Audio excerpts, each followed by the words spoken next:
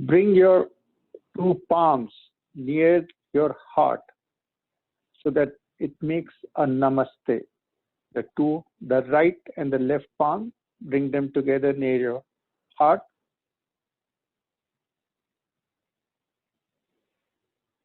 And the left and the right palm, they represent the male and female, the right part of your body and the left part of your body. It symbolizes the eternal game of love between the two opposites. And the two opposites can be good and bad, yin and yang, male, female. And then you start to see that the bad that we have been judging, that this was bad, was just the contrast to the good. So you have to let your judgments go. And the example that I'm most frequently asked is Hitler. Even though it happened 60 years ago, we are still impacted by those. So if God was there, then Hitler. But because of the huge sacrifice that Hitler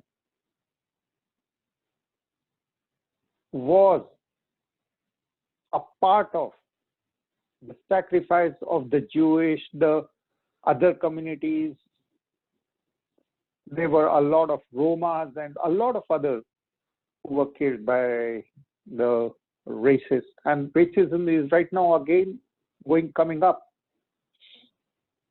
So we had a lot of judgment at the Hitler and all that. But look at whatever the world condition is right now. It is because of whatever had happened in the past. So even our judgment at Hitler is useless because we symbolize something that is happening in the present in our life with Hitler and things of the past, and we stop ourselves from seeing God or good in everything.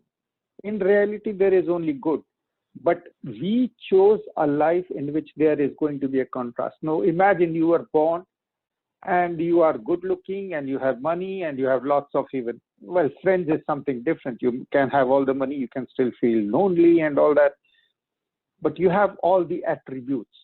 So it's like you come in a chauffeur-driven car to a marathon that is taking place, and you participate in the marathon, but your chauffeur is driving and everyone else around you is strutting and this and that. So you may even win the marathon, but do you expect anyone to be applauding? No. So the harder our life is, and at the same time, the harder the life is, our ability to retain our heart in an open heart is like a flower, like this, open. But when we are holding on to anger, it's closed. And the thing with anger is it's okay if you have it, it's one of the emotions. If you have anger, okay, you live with your anger. But that anger slowly devolves into a sadness. That sadness becomes a depression. And there are two types of depression. Depression that makes you see, oh, these things are so empty. I've worked so hard to get this new car, and now this new car is just a, let's say, just a wheels and some amount of aluminum or some metals, and it's not really happiness. Or you can think, oh, I wanted this person, and then you are with the person, and then the person is insecure and or God forbid, looks like me or something like that, or snores or something. And then you find out that you were looking for happiness in another human being. And it was your fault, because you have to see the car, the person as instruments which should enable you to give joy to others. Anyone who is looking for a joy in their life has to find the people in their life. So if you have a car, no matter what it is, you use it to help people. If you have got a relationship, then you do your utmost to make the other person happy. And then some of that will rebound. And most of the people get egoistical at this point. How can I'm serving, I'm do so much? The most common frequent is complaint is, I do so much and I got so little, and I do so much and I get so little. Instead of that, we should just be saying, oh, thank you that I was participant to a play in which I was enabled to serve others. And the more you serve, the more joy is there going to be in your life. Because everything else is a sublimation.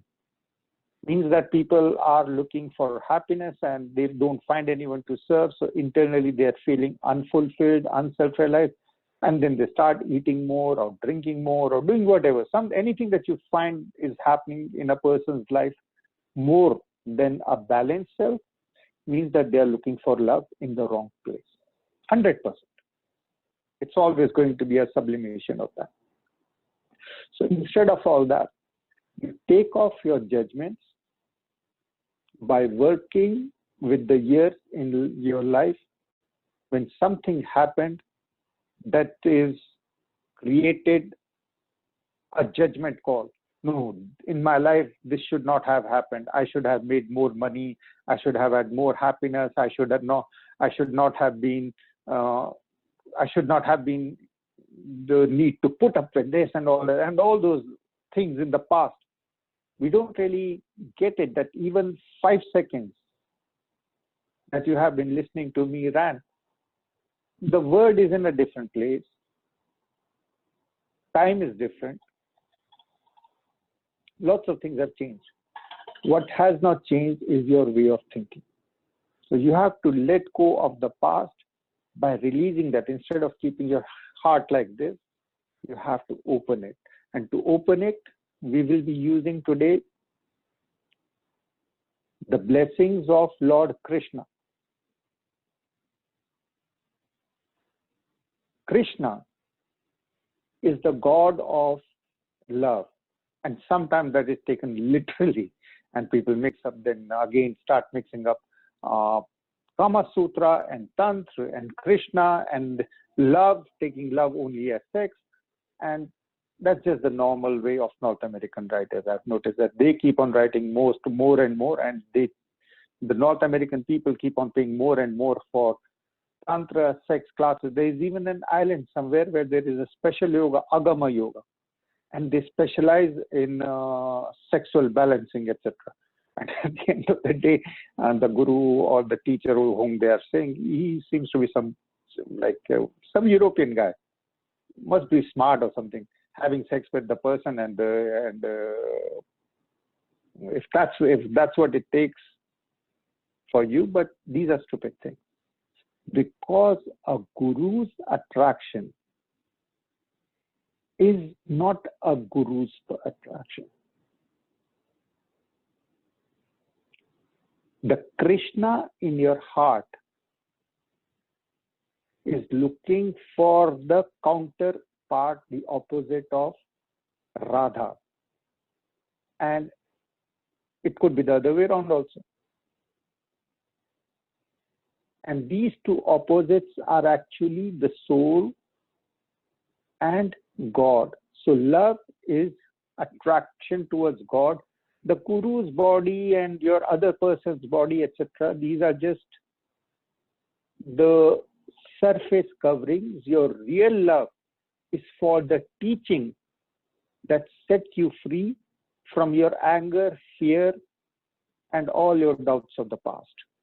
So the teachings that flow through a teacher, and all of you can become a teacher. All of you. As long as you don't do it, I am a teacher, and you let and share the teachings of the love between the opposites happen. And who are the opposites? Man versus God. So inside your body, etc., if you will identify, is just a human body. And then you are looking only for sex and thinking that that's what love is. But inside our body, there is a soul power or spirit. And this spirit is not your personality. It's not your way of thinking, because that's your ego. So that's why God and human is one and only. But when you go beyond your identification of body, mind, which is the thoughts in the head, and intellect, your particular specific way of thinking, hampered by the fact that you keep in your heart, this had happened when I was small, my father pushed me, my mother didn't love me, then this happened, then my first lover left me, and then this happened, then I invested money, and now I'm doing so much, and I'm such a good person, and I don't have anyone loving me, I don't have anyone respecting me like that I should be, etc.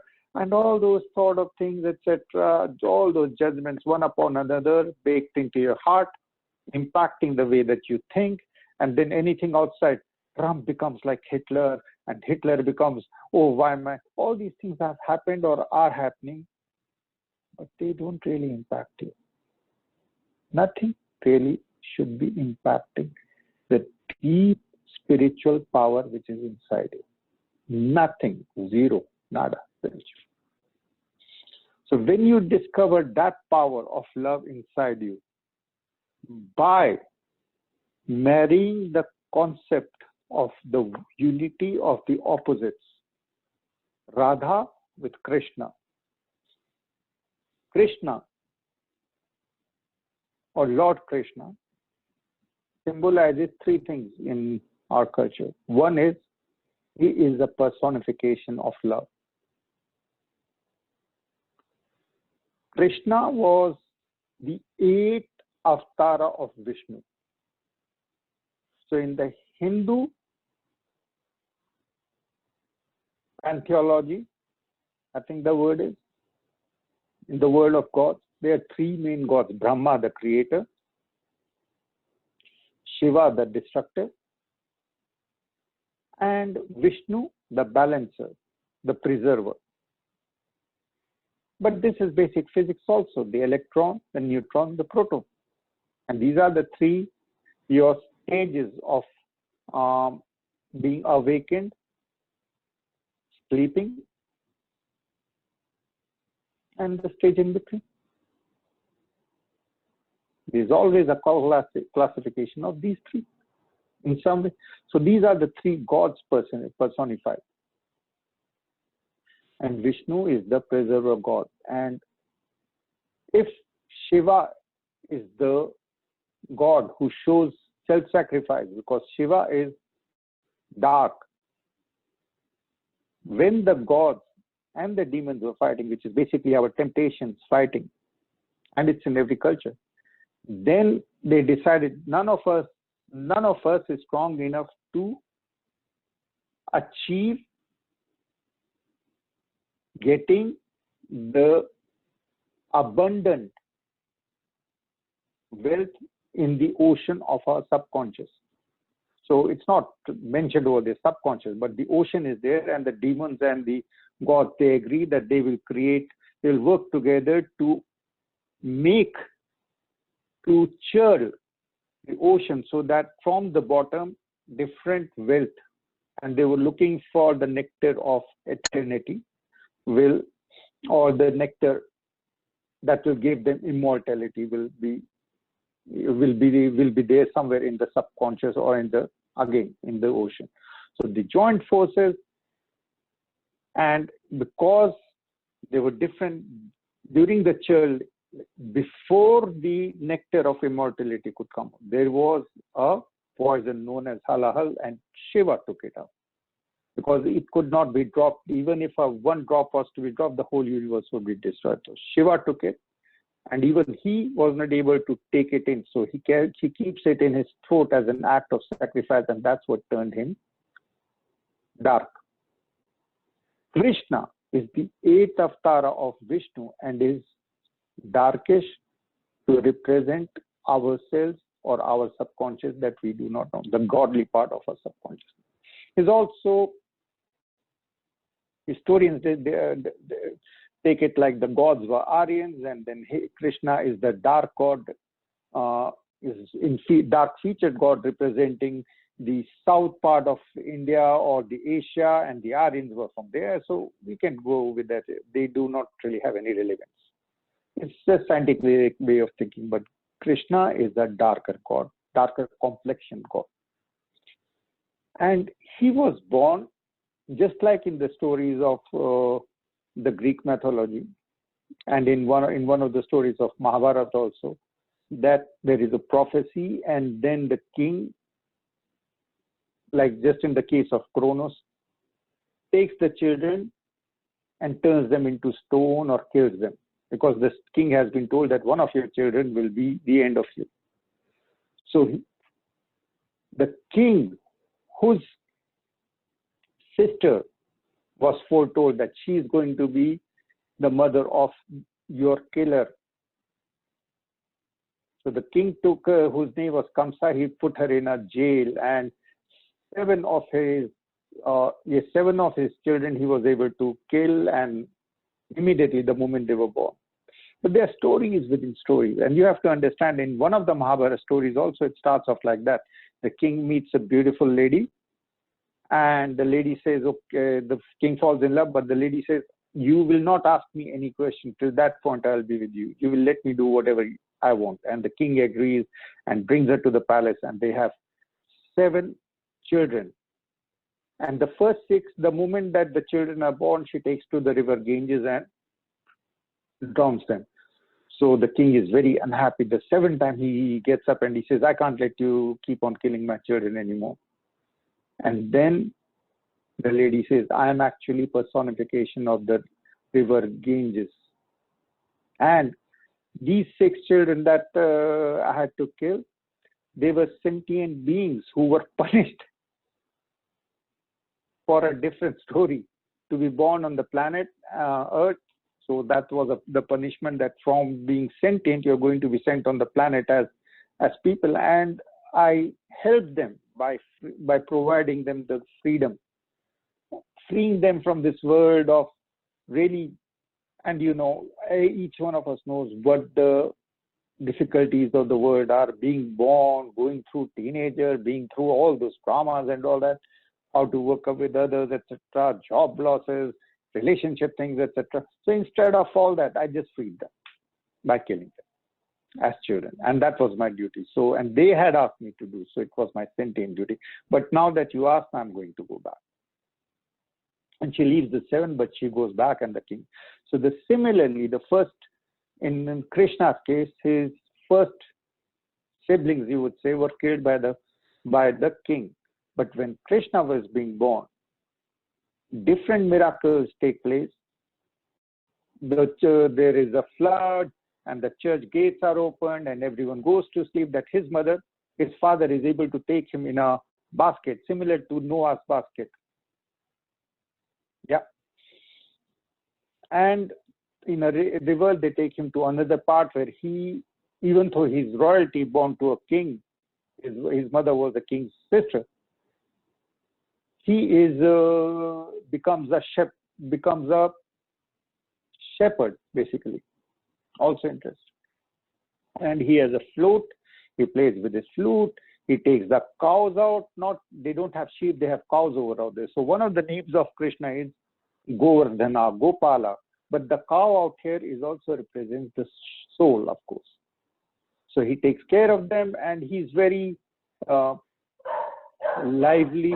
He's very amorous also. He's very adventurous. And all the ladies of the whole villages around him love him. So there is even one of the miracles is that each one of them wants to dance with him, and he replicates himself, and each one of them dances with him. So it's a symbolical of the story of the union of God with each one of the souls on the planet. And Radhe is the one, the feminine power that he likes the most. And there is no morality in these stories. She is married. All of them are married, and they fall in love with this teenager or cowherd who plays the flute, and he plays the flute so beautifully. And he has all those adventures, just like Hercules had his tasks, etc. Krishna is the demons are sent. He knows that he's told that that the one who will kill you is still out there. So he sends out to kill all the children, different demons, and Krishna wins over them. And there is even one like Hydra, exactly like Hydra in the Greek mythology. But in Heracles cut off the snake the hydra, and Krishna dances on the head of the cobra, meaning the cobra is like this, winning over the power of Kundalini, which rises up like a snake in us. So there's symbols within symbols and stories within symbols. So Krishna is the 8th avatar. The first avatar of Vishnu was fish, and then it was tortoise that supported the world, and then it was a half land, half man boar, and then there was a half man, half animal also. And through that, the story of evolution is told. And the 8th avatar is Krishna. 9th, so that you know, is the assimilation of Buddhism, because Buddha is the awakened soul. So the 8th avatar is Krishna. And Krishna, the 8th avatar, has a human life which has so many problems. He is torn away from his family. The royalty is being brought up like a common cowherd. He has got lots of adventures, but he's always smiling, always playing his flute.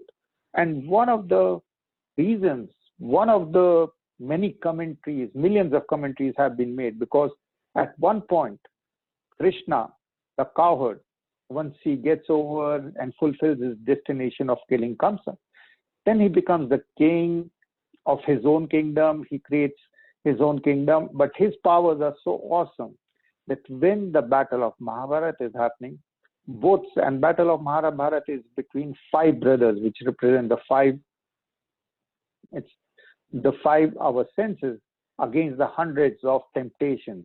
Well, it's not really like you don't have to figure it out.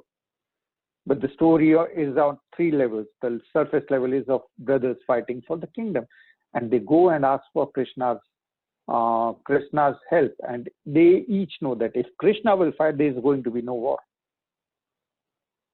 He alone will just triumph over everything. He doesn't have to do anything.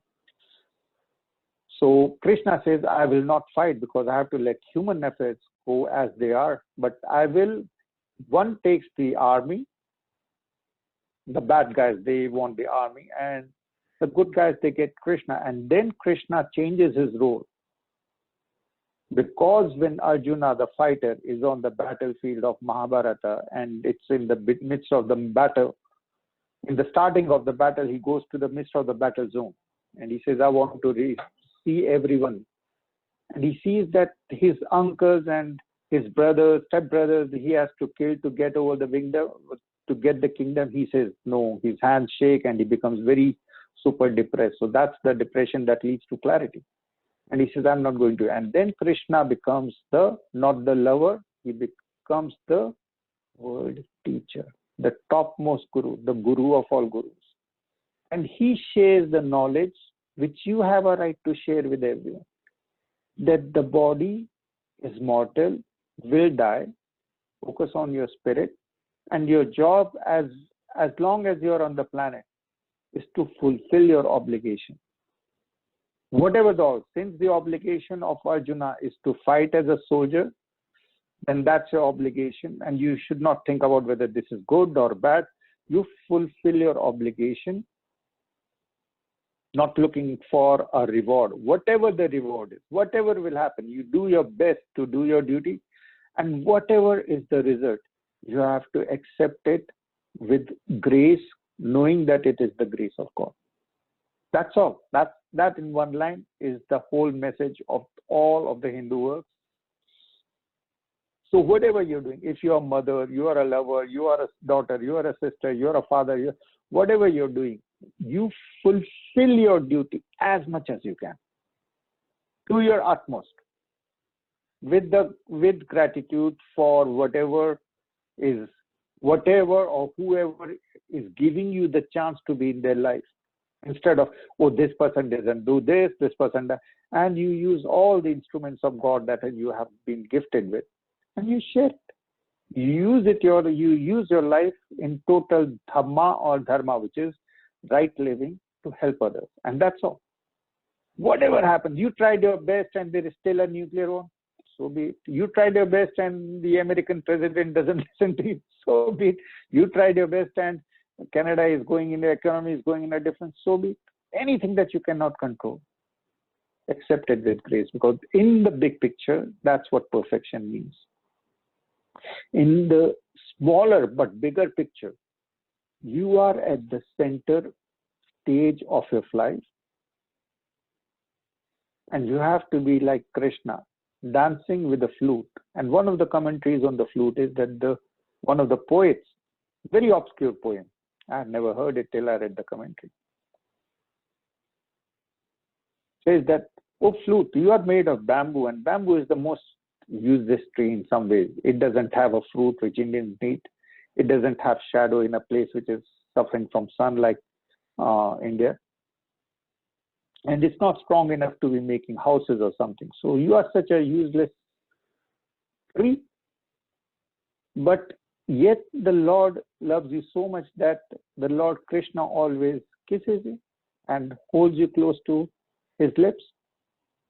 And then in that dialogue, the flute responds, yes, you're right, I am useless at all those things. But I have one attribute why the God loves me.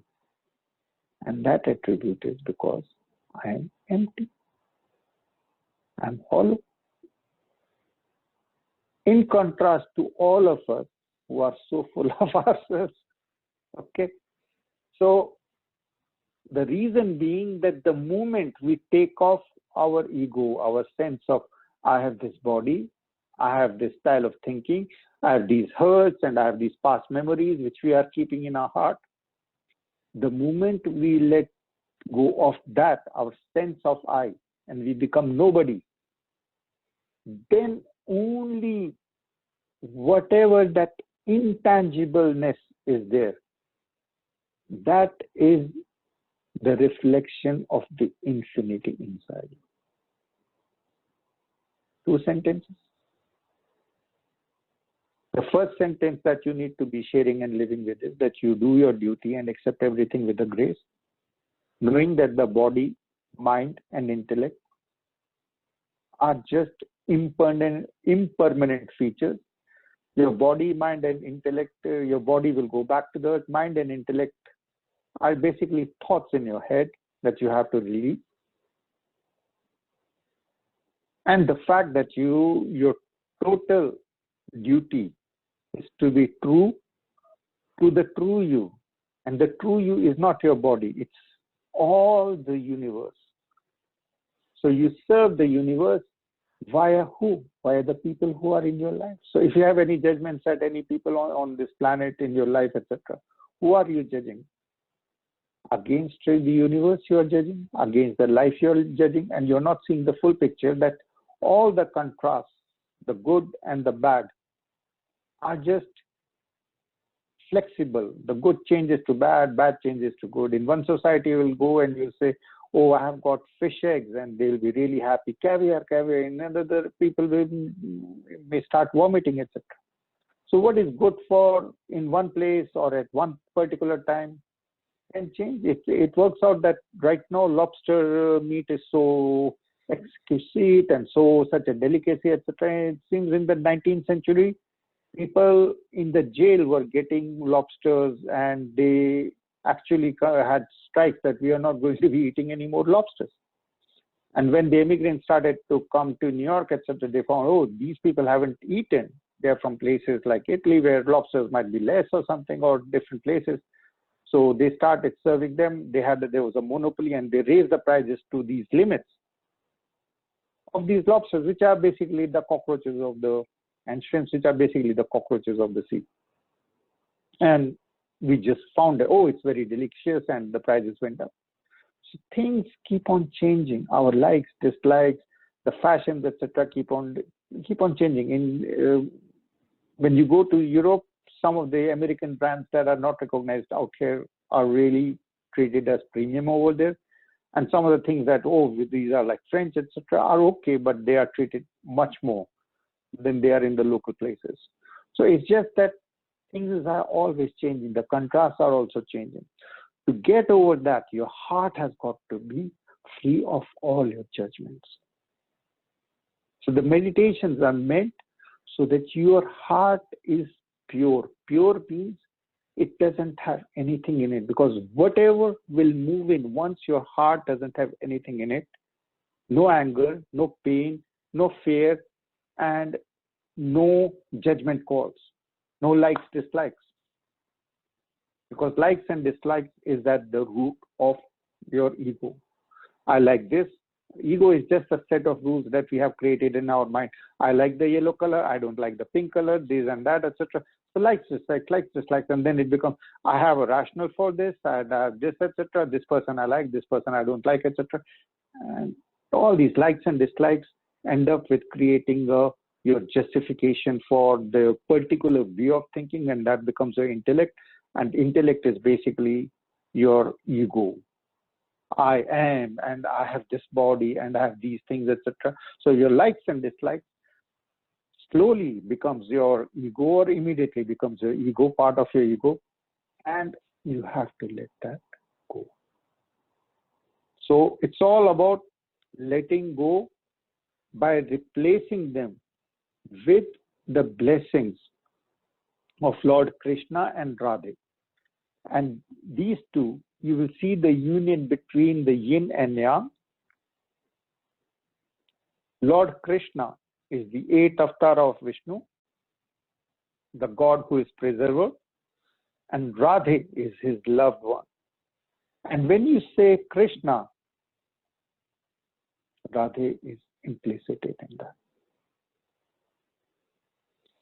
Now the 8th avatar of Vishnu born on this planet. So avatars are basically each time that the planet needs help, God comes down as a personification. So you have Rama avatar, Buddha avatar, Krishna avatar. But there is another avatar. Av means now, time-wise. Tara means star, Tara, star. And that star is you in your deepest sense. So now is the time when this avatara, this star-like presence in your heart has got to be enabled or uncaptivated or freed. It's present in everyone. This star, shining star, with the grace of Vishnu, via the personification of Krishna, the Guru who gives the knowledge that you are not this body. When you go around on this planet, if you will go around to your work or anywhere and just, I am not this body, you are not this body, that's the surest way to seem so stupid. Women will say, if you are not this body, then why do you want to eat? Why do you want to make money? Why do you want to come to the office? Or why do you want this relationship if you are not this body, etc.? The body is a shell. What that means is that all these things are impermanent. Your likes, dislikes. Your life is a stream of everything which is changing. So the teaching of Krishna is that in your heart there is a star-like spiritual power. And it is there in children because they can laugh. But most of us need a reason to laugh. Because that childlike star power has been covered with our likes and dislikes, leading to our judgments at others, and judgment at others is going to be ultimately judgments at our life. Why is this person in my life? Because this had happened, I'm unlucky, so this person has happened in my life, or this has not happened, or I haven't won the lottery, or I don't have Brad Pitt, or I don't have this person as my partner, etc. Whatever the advertisement world has faced or has enforced on our minds, that we think is happiness. I don't have these clothes, Gucci clothes, or I don't have this car, or this, etc. And we feel that, I have less than. But you have a star waiting as an avatar to be born. That's what God means. That every time there is distress, I will be born on this planet. I will be born in your heart. So with the grace of Krishna, be ready to be born. And I'll be sharing the mantra.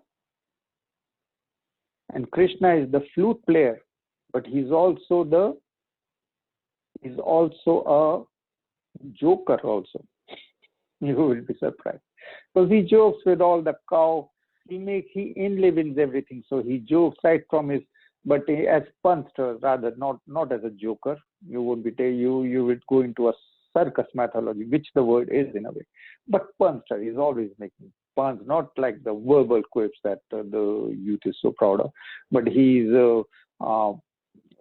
stealing the clothes of all the town women when they're taking a bath in the river, etc. These are famous incidents. These are like not really jokes for our Me Too times, etc., or You Too times, etc. But these are symbols that God plays with everyone. And who is not ready to be naked or clothless symbolically or defenseless, because that's what we use our attitudes, our intellect for. We use it as a defense, not trusting the universe. And then we have this, because the person who had hurt me looked like this, then all your lives you're hating those persons who look like that. Or I hate Hitler. Okay, but that was 60 years ago. No, what's that got to do with your life right now in North America? You are living a very blessed life, and you are so blessed in every way, but you are so stressed inside because you're holding on to a lot of judgment. So just imagine, once more, look at Krishna with Radhe. Again, it's beyond morality, and it's all symbolic. Radhe was someone else's wife. You don't look for morality in this religion, okay? You see the oneness of the hearts. You see the circle of perfection of the painting. And their names are interlinked. You cannot say Krishna without putting the Ra of Radhe in it. It is inbuilt, inherent. So you don't always have to say, the mantra may not say Radhe Krishna, Radhe Krishna. It can. There is a mantra like that also. All mantras are repetition of Om, Ami, or the holy invocations and the name of Lord. And the name of Lord. There are esoteric movements for thousands of years just finding out what was the original name of the God. And I'll give you that also. Yeah. People are still looking for it. The original name of God is your own true name. Because godliness is inside you. Whatever vibrates inside you more stronger is your name. You can say, yeah, I, A, B, C, D, E, F, whatever your name is, and say, I bless myself. And your blessing will be the most strongest. Because you are not blessing yourself as a body, mind, intellect, but as pure spiritual soul power. Okay? So, we are going to be resolving all our judgments, etc., and becoming pure instruments of spreading joy, love. True love is service to others. If it's sex, then it is servicing others through your body. If you find someone who is accepting you, good. If you don't, good. Because you don't know. There's so many ramifications. Most of the people have questions only about sex, relationship, and money. Money can also become job. So if that happens, well and good. If that doesn't happen, don't have a call out at yourself. Oh, I'm unhappy. How do you know? Most of the people who are so blessed are so angry at their partners. It is unbelievable. Even people having children are all the time. Right now, divorce rates are very high, etc. Why? Because first people fall in love, then they just start to sort of put up with each other, and then they start hating, and whatever that our hateness for others is our hatred of our smallness, that we are not living our life to the benefit of others. That one thought deep inside ourselves, that I'm not living my life to the full potential. I'm not doing enough, not for my body, mind, and intellect.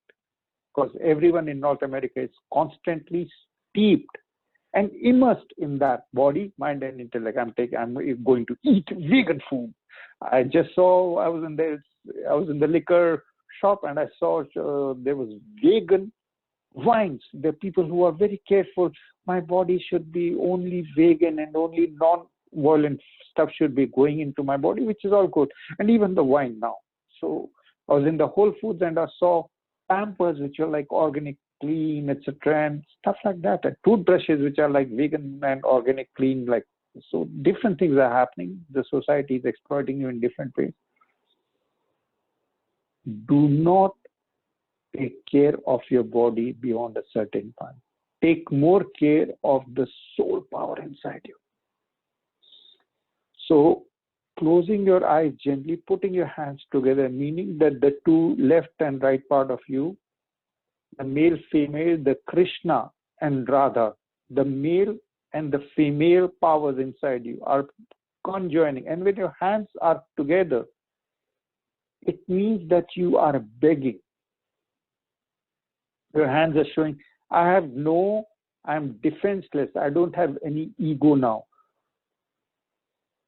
I'm fully resolved, and your hands are reflecting the same in your heart. It's the Namaste moment of conjoined hands.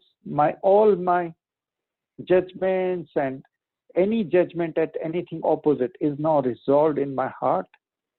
And part of my heart, left part of my heart is Krishna, right part is Radhe.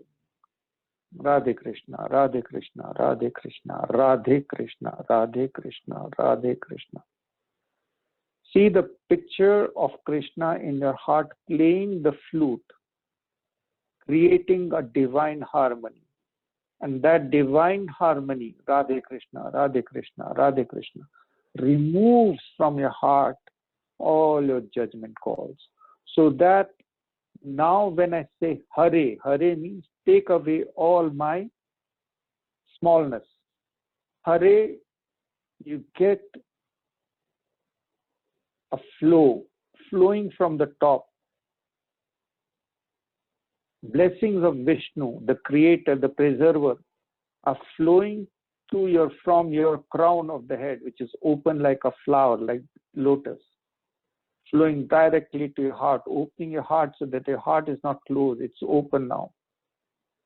And you see all the opposites of Radhe and Krishna, the yin and yang, the contrast being resolved in. You see only the divine play of love between you and the rest of the world. No matter what it looks like, all your interactions on the planet are Leela, acts of love.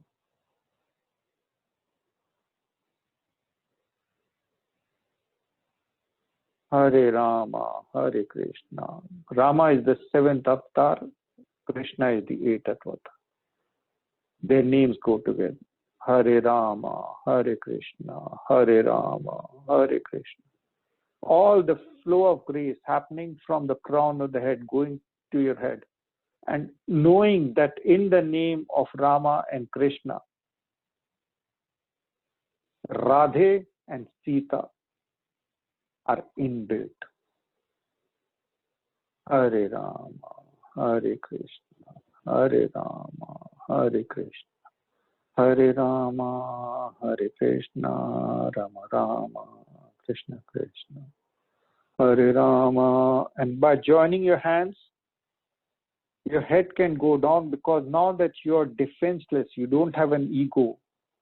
You are becoming a zero. You are becoming humble in front of the huge life and the play of universe, which is an act of love between the two contrasts of male, female, good and bad.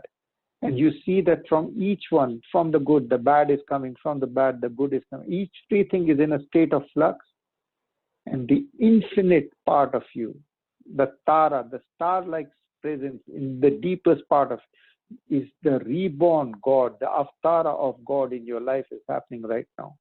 The star power is increasing with Hare Rama, Hare Krishna, Hare Rama, Hare Krishna. You can start to vibrate also. Hare Rama, Hare Krishna, Krishna Krishna, Hare Rama. Hare Rama, Hare Krishna, Krishna. So the vibration of joy in your heart is releasing all the negativity of heaviness inside you. And your job is becoming to share your job in all your acts of life. Share it with everyone whose presence is in your life. Hare Rama, Hare Krishna, Krishna Krishna, Rama Rama. Hare Rama, Hare Krishna, Krishna Krishna, Rama Rama. Hare Rama, Hare Krishna, Krishna Krishna, Rama Rama. Hare Rama, Hare Krishna, Krishna Krishna, Rama Rama. Hare Rama, Hare Krishna. And acknowledge Krishna as with his teachings that your body, mind and intellect are of no value. They are just instruments for you to be used to spread love, light and laughter. That's your duty. Your duty is to be the best mother. Your duty is to be the best father. Your duty is to be the best daughter. But do not expect others. Oh, they will love me. They might love you. They might hate you. It's all an act. Do not worry about the results. Just do your best. Hare Rama, Hare Krishna. Accept everything that you cannot change or control as a gift from the universe. Let your spiritual power of Krishna be awakened as an avatara of Vishnu, the creator, preserver, the star power in the deepest part of your heart. Just feel it. Hare Rama, Hare Krishna. As you breathe in, Hare is coming down. As you breathe out from the heart, Krishna is spreading joy. Hare Rama, Hare Krishna, Krishna Krishna, Rama Rama. Hare Rama, Hare Krishna, Krishna Krishna, Rama Rama. Hare Rama, Hare Krishna, Krishna Krishna, Rama Rama. Hare Rama, Hare Krishna, Krishna Krishna, Rama Rama. Hare Rama, Hare Krishna, Krishna Krishna, Rama Rama. Hare Rama, Hare Krishna, Krishna Krishna, Rama Rama. Hare Krishna, Hare Rama, Krishna Krishna, Rama Rama. Hare Rama, Hare Krishna, Krishna Krishna, Rama Rama. Hare Rama, Hare Krishna, Krishna Krishna, Rama Rama. Hare Rama, Hare Krishna, Krishna Krishna, Rama Rama. Hare Rama, Hare Krishna, Krishna Krishna, Rama Rama. Let the flow continue of feeling grace, of the teachings that make you aligned, in touch, and make you alive and reborn as an avatar of eternal starlight from your heart. Hare Rama, Hare Krishna, Krishna Krishna, Rama Rama. Hare Rama, Hare Krishna, Krishna Krishna, Rama Rama. Hare Rama, Hare Krishna, Krishna Krishna, Rama Rama. Om Shanti, Om Shanti.